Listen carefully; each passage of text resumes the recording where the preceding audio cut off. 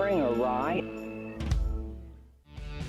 And we're off and running from New York, and what a great day it's been. The snow has stopped, but the fireworks are here. And I was on Get Up this morning, and I looked up, and there was a tweet from Stephen A. Smith, and I'm like going, what's Stephen A. Smith doing? I was talking about the end of the dynasty for Nick Saban, and Stephen A. said blasphemy out of the mouth of Finebaum on Get Up this morning about Nick Saban. Absolute blasphemy. Stephen A. has an important meeting to go to, but before his meeting, he decided to stick around. And we are just thrilled to have you here. What's up, buddy? How you doing, man? It's doing great. Engaging in blasphemy that early in the morning. What's the matter with you, man? And what I did later, I blamed you for Alabama's problems. For those of you who don't know, we've talked about it a few times, Stephen A. Went down to Alabama. And I would like to talk about that because I thought it was really unique. I was told by people close to Nick Saban that your talk was the best he has had at his tenure at Alabama, and he brings in everybody, including Mike Tyson this year, which I don't think went over that well. But when you do something like that, how do you approach it? Well, I think about the first of all, I revere somebody like Nick Saban, incredibly accomplished, and I'm a guy that's big on discipline because I look at young minds and I recognize the kind of path that they're going to have to take en route to success. And what I appreciate about a guy like Nick Saban so much is that the no-nonsense approach that he appears to have, that tough veneer that obviously he wears unapologetically, that's the real world. That's the world that's going to await you. The family, the friends, the loved ones that, ultimately try to prevent you from falling into an abyss, or they're there to extend a helping hand to lift you up from the abyss that inevitably will come your way. That's not corporate America. That's not the working world. That's not the real world. That's life at home. That's life around loved ones and family. But when you go out there in the working world every day and it's dog eat dog and you're competing against people who you barely know, that has no blood lineage whatsoever, no kind of bloodlines, no relationship to you whatsoever, they're not going to give a damn about you. They're going to expect you to produce. They're going to equate whether or not or define whether or not you are a liability or an asset. So when to look at somebody like Nick Saban and to know that he's been successful, primarily being that way, I appreciate that. And then you see guys that are elite and what have you, and you're letting them know this is your honey. These are beautiful years for you, because the real world ain't gonna work that way. You go to the NFL, you ain't gonna win like this. You go out in the real world, you're not gonna win like this. You're not gonna be buffered and cushioned by a support base that's so profound that ultimately you feel like every day you're gonna be able to recover from whatever ails you because there's gonna be somebody up there to pick you up. That's not the way the world works. So I go into speeches with that kind of approach, reminding them of the importance of that. And in the case of Alabama, I opened up the speech by saying, y'all feeling good about yourselves? Everything's all right? And they said, yeah. I said, what the hell you doing feeling that way for when the residue was your national championship performance? You got blitzed. You got blitzed 44-16. You made Trevor Lawrence look like the seventh coming to Joe Montana. I got to go down to Clemson in a couple of months and apologize to them because I promised Dabo Swinney I was going to do that because of y'all. And I said, this is supposed to be what you're holding on to all season long to make sure that the season doesn't end the way that it ended. That's why even though they lost this past week in Auburn, if you're going to go down like that. Don't go down the way Alabama did in the national championship game like that. Don't go down the way Michigan went down to Ohio State. You go down like that. Well, I mean, your own life is somewhat of an example of what I think you're trying to deal with them. And I know that time is short, but you are always in the spotlight. Your own personal conversations with ESPN about your future has been on every paper, every blog. When something like that is going on, you still work every day, and I mean every day. Right. How do you compartmentalize yourself? Because, I mean, it's one thing to tell a bunch of players to do something. It's another thing. You're not having anybody preaching to you. Well, I think it's important to not be hypocritical, to know what you're speaking about, and then to turn around and to make sure, if you know that you're a living, walking hypocrite, I don't know how long you can last, just as a human being that way. When you know that you walk the walk and then you try to inspire other people to do that, it does elevate the level of pressure that's on your shoulders, but it serves as a constant reminder to exercise discipline wherever you can. And so as a result of that, am I perfect? No. But I never go on air speaking about things that I don't do. I never sit up there and say, well, you know what, excuse me, don't date a woman when I know I'm dating. Well, don't have an alcoholic drink when I know that I have. Now, if I sat up there and when I say don't get drunk, I mean that because I don't get drunk. When I say don't use drugs, well, I can say that because I don't use drugs. You see what I'm saying? And so you got to make sure that your thing is consistent. But the other thing is recognizing the position that you're in and being humble enough to understand that. I am not just Stephen A. Smith. I am the son of Janet Smith. I am an employee of ESPN. And anything that I do, I'm cognizant of the fact that I recognize somebody greater than myself. And so when you recognize that, it's important because it disciplines you because you know it's not just about you. You know, look, I'm a dad.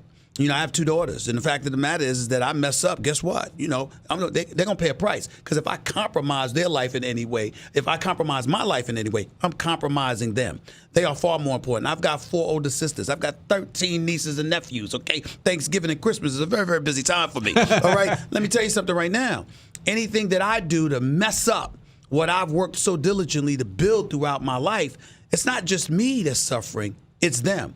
And so if you have a soul and you care about those things, you're going to be mindful of how you act and how you conduct yourself and how you go about the business of doing your job. And then when you go out and you speak to other people, you draw from that experience and you let them know, listen, this is not somebody, myself, Paul Finebaum, and others. We're not telling you or asking you to do something just because we're lecturing you. We're living it because we have to live it every single day. Yes, I'm in the news. I got a contract extension with ESPN, all of this other stuff. Yeah, that's nice, fine, and dandy. I don't recall ESPN saying, Stephen A., here's your money. They make me show up to work first. Then they pay me. So guess what? I have to show up to work and I have to perform. It's as great of an opportunity as it is. You recognize the fact that it could be snatched from you. And more importantly, in my case, remember, I was gone for 2 years. They did snatch it away from me. I did lose my contract. I didn't get a contract extension. I did lose my job. I was unemployed for a full year, living off my savings. I was off television for 2 full years. There were questions about whether or not I'd ever have an illustrious career at all. All of these things I remembered. And I hold on to that, and I remind myself, and I do something, I don't know if I've ever told you this, but I went to Winston-Salem State University, and I used to work in Archdale, North Carolina, at the Greensboro News and Record. And I was an editorial assistant making $15,000 a year, living off of tuna fish and Kool-Aid, driving a 1985 Mercury Topaz in 1993, 94, okay? And I used to drive down this road, Main Street in High Point, North Carolina, and make a left off of Main Street and go to Archdale at this apartment complex. Once every single year, I go back. And I've done so for the past 25 years. Every single year I go back and I make sure, I don't care whether I fly in to Greensboro or Charlotte or drive down or whatever, I always make sure I drive that same path and I make that same left turn and I go and I park at the hill where the old apartment complex was and I just sit out there for about 15 or 20 minutes and I do nothing but reminisce about where I was at that particular moment in my life. Graduating from college, being an editorial assistant, wondering what my life is going to be and where I'm going. And at that time is when I lost my brother in a car accident as well. So all those memories come back, and I do it once a year just to make sure I never forget where I came from. I know you have to go. I can't thank you enough. You know how I feel about you. That's right, man. We'll get that. I'm going to come in there. Can I spend a half hour or something like that with Paul Finebaum? Are you kidding? On the Paul Finebaum show? We're going to make that happen soon. Stephen, thank you. All right, buddy. Great Take to it easy, Alabama blasphemous. Nick Saban's the greatest, man. He's the greatest, man. All right? Him and Dabo, though. We're off and running. Dabo brought Georgia into it, so I will, too. They've got the 21st ranked strength of schedule to Clemson's 65. Anyway, go ahead and respond to Dabo. They're saying no one wants the men. Yeah, I think Dabo Swinney is the most annoying winner in all of sports. I mean, the guy just can't keep his trap shut. I mean, somebody just give the man a pacifier, send him to timeout, and we'll check in with him on December 28th when he finally plays a legitimate team during this entire college football season. Shots fired. I was going to say, tell us how you real feel. Do you think he's right, though? Like, honestly, if they somehow, by some miracle of God, lose to Virginia this weekend, are they out? Yeah, they would be out because of the perception of the ACC conference. and the lack of respect that people have for it, I think that's the hardest part of Dabo's job, is they don't have any wiggle room. They cannot have an off Saturday. Again, I say this all the time about college football. These are 18 to 22-year-old kids. They cannot be off because they can't afford a loss, where really every other team in the Power 5, maybe outside of the Pac-12, they can afford a loss and still be in the conversation. Listen, this is what Dabo's doing. He's talking to his football team through the media. He knows his football team is so great. He knows that they're going to handle the ACC championship against Virginia, and this is his way of keeping them on edge. He did this in the Florida State game this year. They were up 28-0. They're beating the doors off of Florida State. His kicker goes out and misses like a 30-yard chip shot field goal. This is not going to have any impact on the football game. Watch Dabo's reaction. Watch how he laces into this kicker. This is how he's keeping his football team sharp, that he knows has long-term aspirations. He knows they're not going to get tested every week. So he's got to do things to keep them sharp. Clemson's the best team in America to me. I've said that for 2 months now. Clemson is the best football team in the country to me. Quarterback's playing the best. Their running back's playing the best. Their defense is playing the best. If that's the case, then Paul, then again, we all expect it's going to be a rout. But if that's the case and they pass the eye test, then how would they be kept out of the playoffs should they stumble? Because they haven't played anyone. Dan's correct. That's not really Dabo's fault. Texas A&M was supposed to be a good team. They were a 7-5 team. South Carolina went 4-8. Those are their two big non-conference games. And the ACC speaks for itself. I mean, they are playing the University of Virginia in football, not basketball. Yeah. Welcome back. Appreciate Stephen A. Smith for dropping by, and let's continue with more calls in a moment. We just during the TV pod played something I said this morning on Get Up about Dabo Swinney that I said here yesterday after his famous rant in the wake of the South Carolina win. Dabo was asked about this apparently today at his press conference in South Carolina, in Clemson, South Carolina. I would never be upset at a person because he does a great job. I mean Paul Finebaum is great at what he does. What does he do? He which way do we need it to go? No, back that way. He's great at that. That's what he does. And he creates great conversation and great drama. So I would never be upset if somebody does an awesome job at what they do. Again, he's kind of said it before. We're the Red Sox, he's the Yankees. You know, you're not going to have the Yankees guys stand up and talk great things about the Red Sox. That's not what he's paid to do. So I think he does a wonderful job. But at the end of the day, listen, I don't know what he said, I don't really care, but I learned one of the best lessons I've learned is that you don't worry about criticism from people that you wouldn't seek advice from. So I get a lot of criticism. If it's somebody that I'd go sit down and seek some advice from, then I might listen to that. Dabo Swinney earlier today. Let's get to the calls at 855-242-7285. Hope you're going to give us a ring. Let's get to the calls. And Derek is up next. Derek, good afternoon to you. Hey, what's going on, Paul? Hey there. Yeah, Paul, first I appreciate you with your diverse show, how you got Stephen A. on. He lit a fire up under me, so I appreciate that. But, Paul, I'm calling today because I'm tired of these Alabama fans.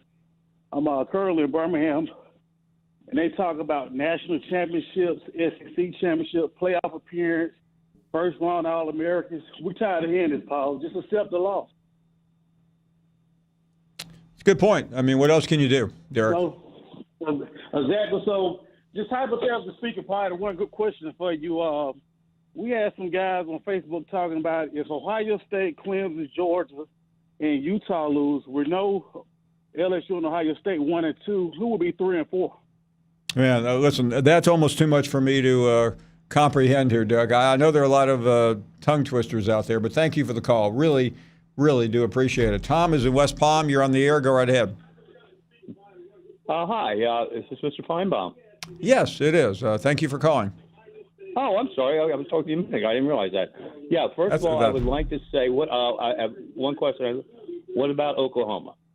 You think they have a chance to make the top 4? Yes, I do. Listen, I would put Oklahoma in over Utah. I mean, not personal against Utah. I've never been there and really don't care if I ever go.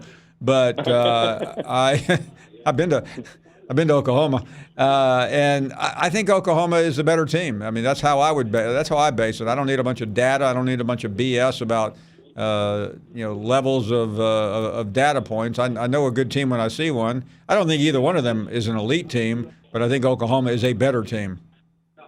Oh, absolutely. I mean, I haven't seen Utah play all season, so right now that's telling me they can't be that great. If you're not. Well, I watched them the other night against Colorado, and I mean, again, a lot of teams would look good against Colorado.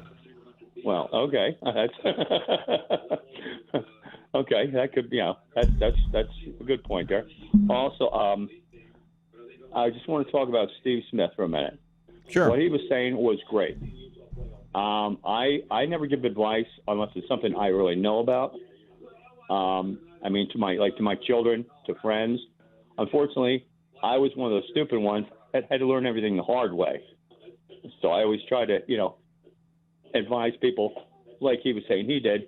Whether it's I played golf a lot. I used to give a lot of advice in golf to my children, things like that. Never did I give advice unless I knew what I was talking about. And I really have a lot of respect for this guy, Steve Smith. I didn't know who he was until I saw him just now. I don't watch talk shows. I just started watching yours a week ago. I love it. I've learned so much. Well, Tom, let me say this. I do appreciate it. And I made no secret that Steve and I have become very close friends, especially being up in New York as often as I have. I think he's the most unique broadcaster in the industry. And, yeah, you can read about what he's making with this new deal. And he's an uncharted territory, but he deserves it. Nobody works harder. Nobody's better prepared. Nobody, I walked in, I did his radio show about an hour and 20 minutes ago, and he was talking to the producers in here, and I mean, he was using more energy off the air than I've seen him use on the air. I mean, he's just passionate about everything he says, and that's what makes him authentic, and you can like him or hate him or whatever, but he doesn't bore you. And listen, this is a different type of show. I'm more interested in hearing from you than I am pontificating. But Stephen A., the show is about him. It's about his opinions. And he doesn't have any shackles on him. He doesn't have anybody sitting in a basement critiquing and looking for a word out of place so they can fire off an email or a reprimand. He just spits it out and tells the truth. And that's why I admire him so much. Let's go to Red Dog next. Hello, Red Dog. Hey, Paul, how are you doing? What's going on? Oh, I think I'm on to this something with Clemson and little man syndrome because Dabo or Dudu gets on TV and starts talking about UGA. What does Dabo have to prove? He's won 2 national championships. Why does he care about Georgia? I mean, I don't get it why he's so hung up on the ACC. I mean, he should have nothing to prove in his mind. I mean, for him to get off, go 12-0 and sit there and then pick on Georgia. But, first of all, Georgia's beaten 3 top 10 teams. But, I mean, this guy has nothing to prove. I mean, everybody knows he plays a high school schedule all year.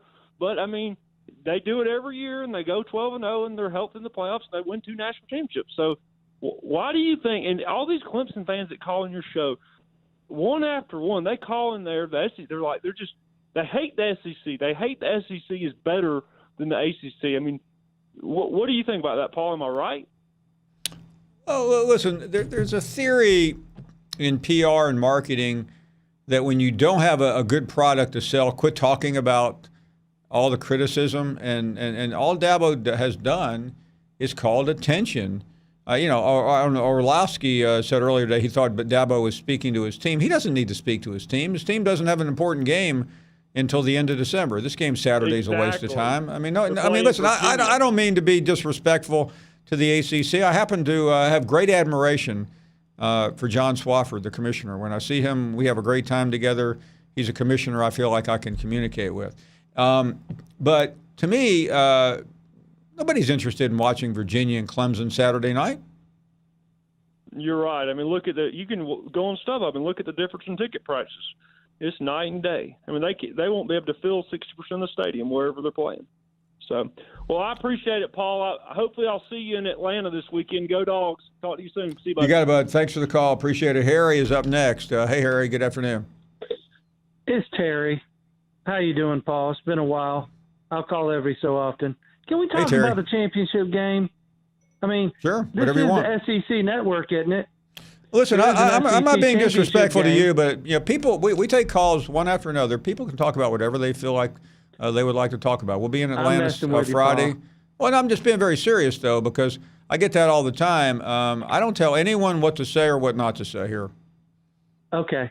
Just, can we this Alabama, blah, blah, blah. Let's talk about the championship game, okay? Now, why do teams not like to play Navy or Army when they play them? It doesn't matter what teams they are. They hold the ball. They run the clock. Sure. They shorten the game.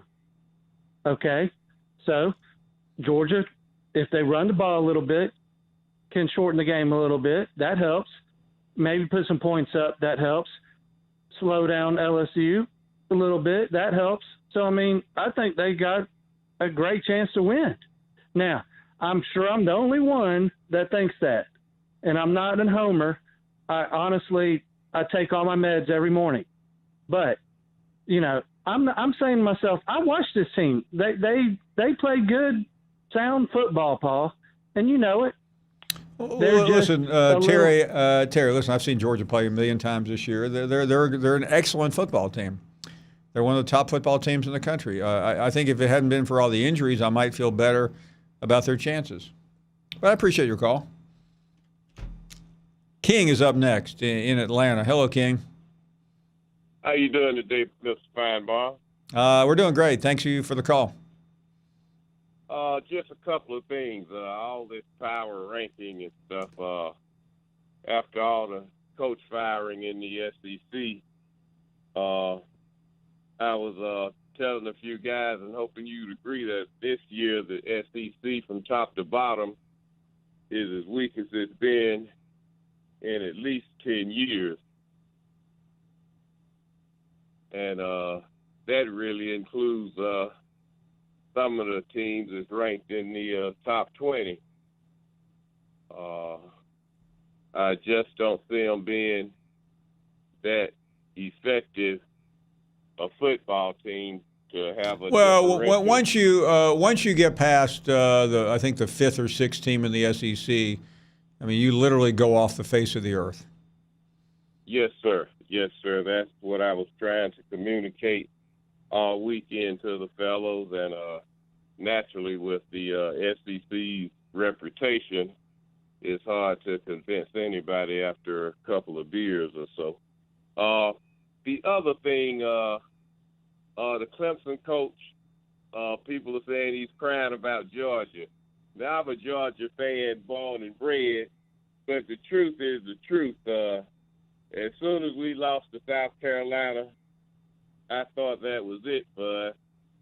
And as soon as you turned around, we were cheering again because we knew we had a chance.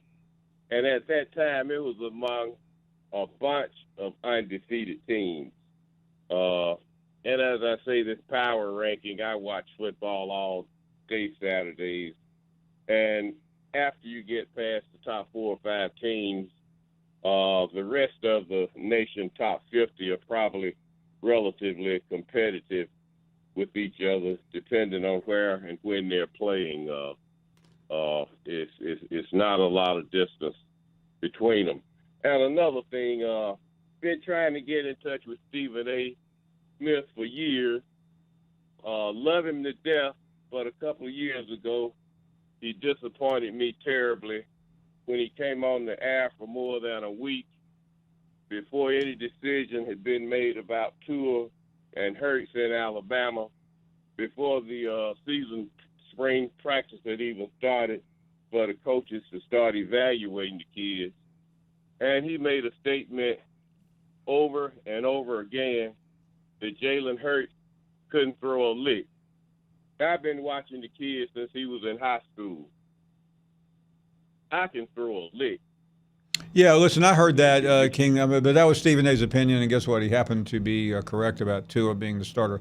Thank you for the call. Appreciate it. We're taking a break. More to come on this Tuesday.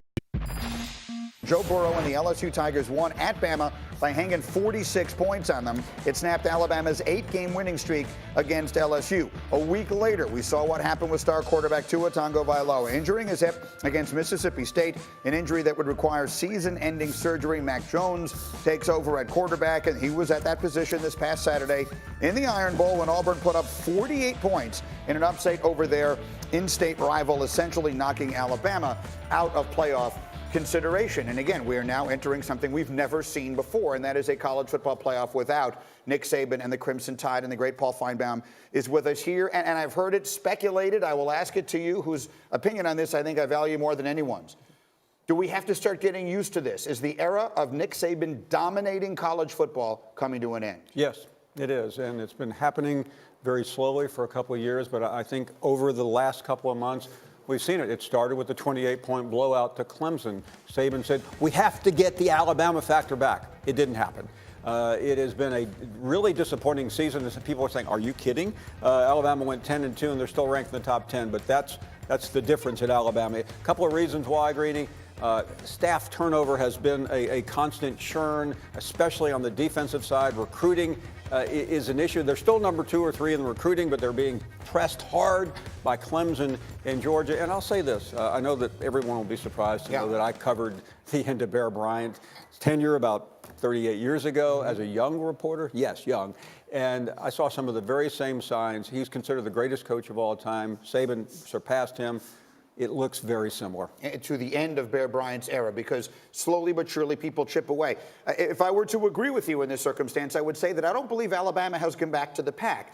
I think they sort of set a template, a blueprint that others have followed and others have sort of caught up. Dabo Swinney has caught up. Georgia is coming on strong. Ohio State, perhaps you could say, has caught up. What do you see? I think it's crazy to sit here and say that Nick Saban and Alabama are done. I mean, 2 years ago, he wins the national championship. Last year, they lose one game in the national championship. And we're not saying he's done. We're saying this dynasty window is closing very tightly. They're the youngest team in America. No team has played more true freshmen than Alabama. Guess what happens in 2 years? All those true freshmen are going to be juniors. They're going to be really good football players. The passion, did you watch Saban on the field? Sure. Even in that loss. Does this look like a guy who's going to lose his dynasty? The passion that he has on the football field? One last point, Dan. The difference between then and now is we're talking about this on a daily basis. That is a problem when you're a legendary coach and you're 68 I think when you're great, Nick Saban's the greatest college football coach ever, arguably. When you're great, you decide when it's over. Yeah. And I don't think you let others. I don't know. You sound like an Alabama fan. Welcome back. Glad you're with us here on just a spectacular Tuesday afternoon. And we'll get back to the calls at 855-242-7285. Jason is in Mississippi. Hello, Jason. How are you today, Paul? We're doing great. Thank you. Hey, I tell you what, I'm looking so forward to Saturday. It's going to be a great day. The only team Auburn actually outperformed, LSU gets to play. Appreciate the call. Thank you. Bo is up next in Georgia. Hey, Bo, you're on the air. Hey, Paul, first-time caller there. How you doing? We're doing great. Thank you. I heard somebody on ESPN that talked for a living saying that Georgia had no chance against LSU. Who was that? I'll tell you who has no chance against LSU: Alabama, Auburn, Florida, etc. In the words of a legendary high school coach in Georgia, Billy Henderson, it can be done, Paul. It can be done. I imagine Georgia will show up and suit up and play, don't you? I do. Yeah, well, I hope it's a good ball game. I've been cheering for them since 1965, so we'll see what happens. Thank you, Dan. Thank you very much. Bob is in Ohio. Hello, Bob. Hey, Paul. How you doing? Watch your We're show doing all the great. time. I've talked to you before quite a Thank few you. times. Great game Saturday. You know, I'm a big Buckeye guy, okay? I've told you that in the past, and I'm happy with our season so far. But I'm calling you about the Alabama-Auburn game was excellent. My cousins, you know, they're from the South. Well, you know, we're all – I've been up here all my life, but we, you know, all grew up, started in the South. And they all are between Auburn and Alabama. They love both, you know. They don't – you know, they love one or the other. But as soon as Auburn won, I got calls. And my cousin, you may know, David Neal, he's a weatherman. He used to be in Birmingham. Oh, sure. I know David well. You bet. Yeah, David texted, said, I'm in Colorado. Nobody's watching the Iron Bowl. I go, you got to be kidding me. I'm up over in Ohio just going nuts. You know what I mean? Loving it. I mean, it's just the greatest game. You know, I mean, Ohio State, Michigan used to be, but it's just lacking right now. You know, I think it'll get good again eventually. But at any rate, as far what I want to really talk about, because I got to watch what I say with all my cousins listening probably. This year, what would really be interesting, what I'm looking forward to, I mean, I'd love to see the Buckeyes win the national championship, but I think the fact that they got to meet Georgia with them having Fields and then, you know, playing Georgia, and then LSU with Burrow and playing against, that really is interesting, is it, with the quarterbacks all switching schools? What do you think? Yeah, listen, I mean, I think it's a fascinating proposition. Now, yeah, Georgia would be the least likely to play for the national championship, but well, I think so too. But they're pretty dang good still. You know what? I don't think that's as big a deal because I think there's a pretty good chance Fromm's coming back anyway, which I think would confirm Kirby's decision. I don't think Kirby ever doubted that he made the right call, and I don't think anyone today should doubt it. He shouldn't. And Ohio State. I mean, I like Burrow. I'm not gonna like him when they play Ohio State, but I'm happy he's doing well. You know, you can't. You look at Meyer. Haskins is starting in the pros right now, so I mean, you know, he had his pick kind of right, and this guy's done a great job there, and Fields has been wonderful for us. I mean, he's fit in perfectly, so nobody could complain, right? That's the way I look at it. Thank you very much. Great to have you on. Let's continue with more calls. And Tim is in Mississippi. Hey, Tim. Buddy? We're doing well. You sound a little bit better. Yeah, no, I'm really great. I can't believe that the magic wand finally made me well. Well, Paul, I'm going to sum up the regular season. I'm going to tell it like a little story, but it'll be real quick. Okay. So, Dabo, you know, you had me and Paul there for a couple of weeks ago talking pretty good about you. Then you had to go open up your little mouth. So, just tell you like it is. Now you know how the other teams is that went undefeated all year long, and the committee told them there was no chance in hell they were going to get into the playoffs. Jump over to the Egg Bowl. John Cohen, you done a good job, buddy. Would have lost the game if one of the Sharks wouldn't have peed on the field. What'd you do? You give Moorhead another year. Ole Miss was smart enough to know that they could hire the producers on the Paul Finebaum show to go in and beat you the next year. So real good job. At the end of the year, you know, Ed, he's smiling ear to ear now. At the end of the year, good job. You know, your offensive coordinator and your AD made you do your job, so look what you got. Alabama, just relax. You got Nick Saban. You're going to be okay. Well, thank you very much. Listen, I was having a hard time hearing you, so I do apologize.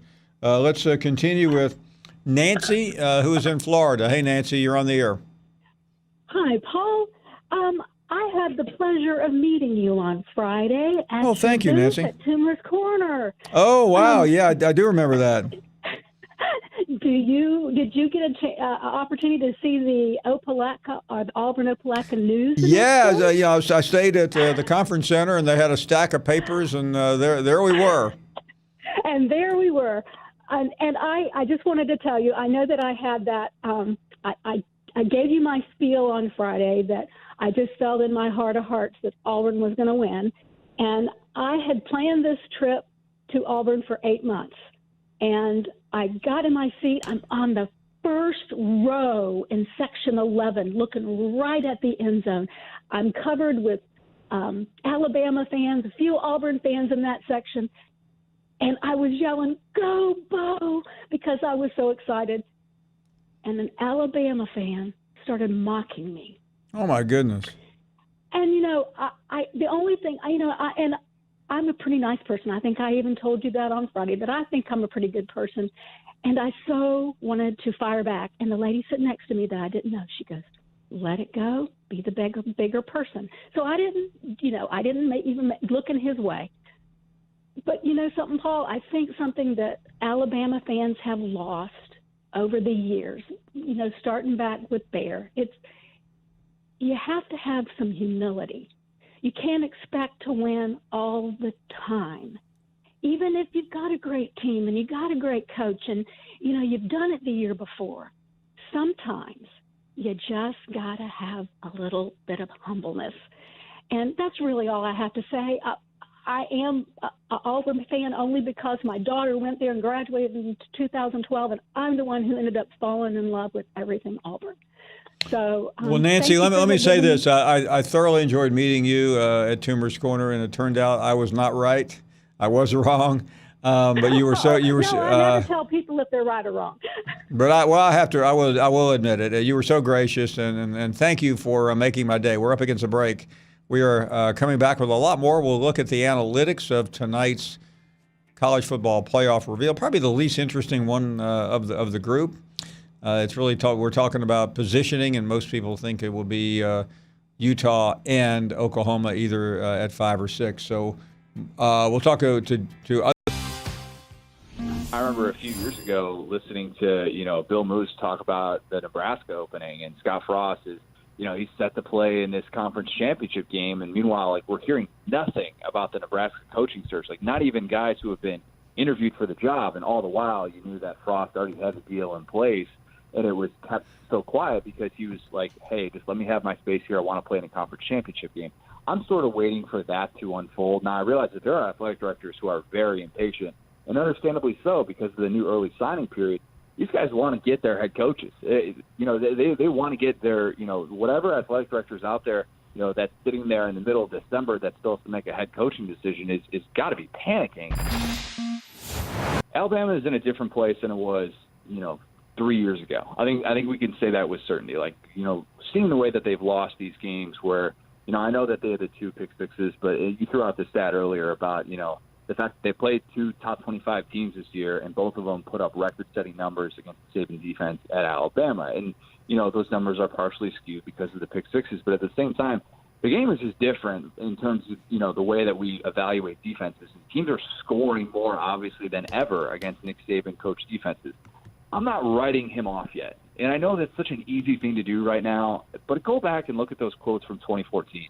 Go back and look at what people were saying about Saban and, Urban Meyer passing him up and everybody else passing him up. Teams kind of passed him by. He had his run. He had, the titles in, 3 or 4 years, all that stuff. I get it. But, I think that this is a different situation right now. I think that we just need to kind of change our expectations of Alabama on a yearly basis. They're not the unbeatable force that they were. Obviously, Auburn was able to beat them dealing with a backup quarterback. Of course, Alabama was. But this is just a different scenario. And I think that right now Alabama is still an extremely good program. I'm not going to write Alabama off, as long as Saban's on those sidelines. And as of right now, we have nothing to believe that he's going away anytime soon. But, it was sort of alarming to see Auburn continue to bounce back with a true freshman quarterback and find a way to win that game. And I think right now, if you're Alabama, you're just trying to figure out, all right, how are we going to maintain our place at the top list, the college football world? Because it is still just 2 losses. Let's not pretend like it's, they're having some 8-4 season or something like that. Now, Alabama was still considered to be in the playoff hunt. They were still a top 5 team last weekend. I'm not writing them off. I know many people are right now.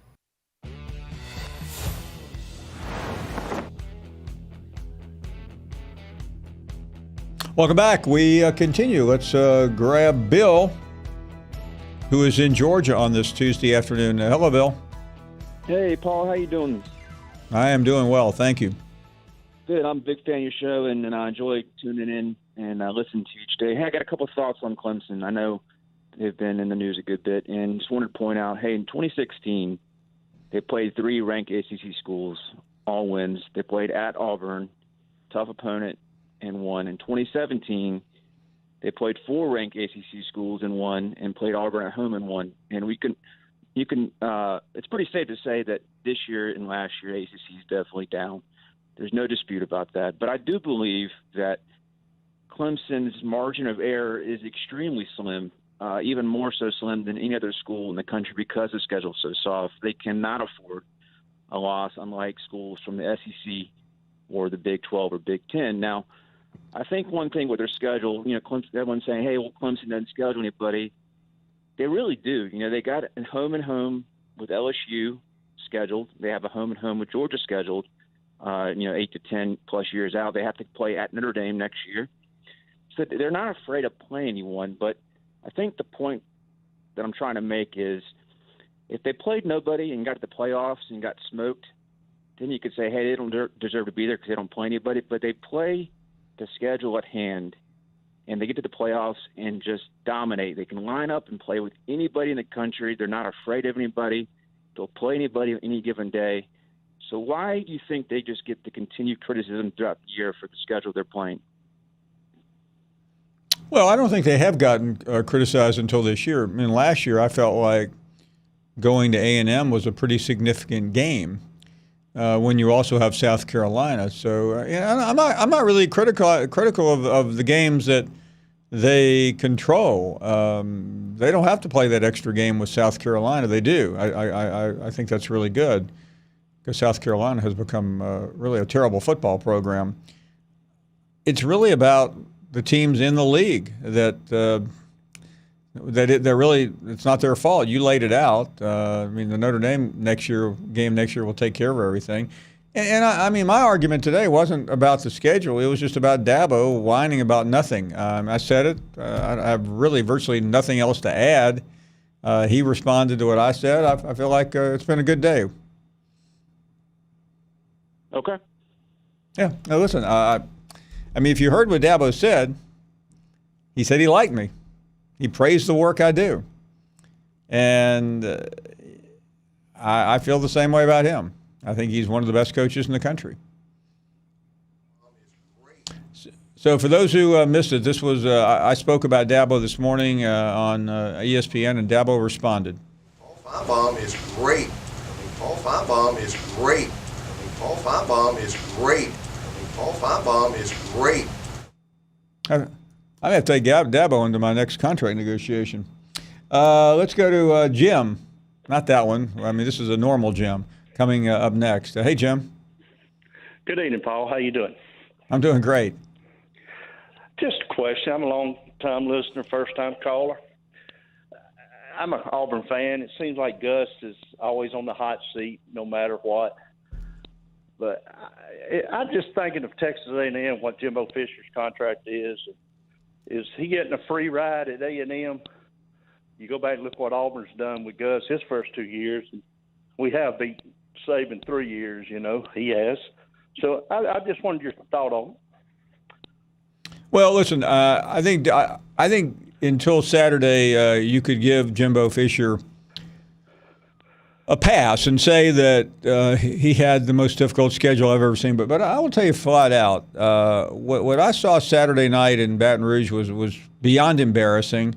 And as someone who has always defended Jimbo Fisher, that's inexcusable. And I think he will begin next year in a very awkward spot that he better win. At $75 million, 7-5 doesn't cut it. And I think he will win. He's got a really good team coming back. He has a much easier schedule, but there will be pressure on him. Okay. Well, I appreciate your call. Thank you. Thank you. Bye-bye. Great to hear from you. I mean, listen, I think you have to be realistic. He didn't take over a great situation. I never thought A&M had a chance this year to I mean, of the games they lost to Clemson, Alabama, LSU, they weren't going to win any of those games. The game they maybe had a shot at winning was Auburn at home, and they failed miserably in that one as well. 3 hours to go. Paul Finebaum is great. Paul Finebaum is great. Paul Finebaum is great.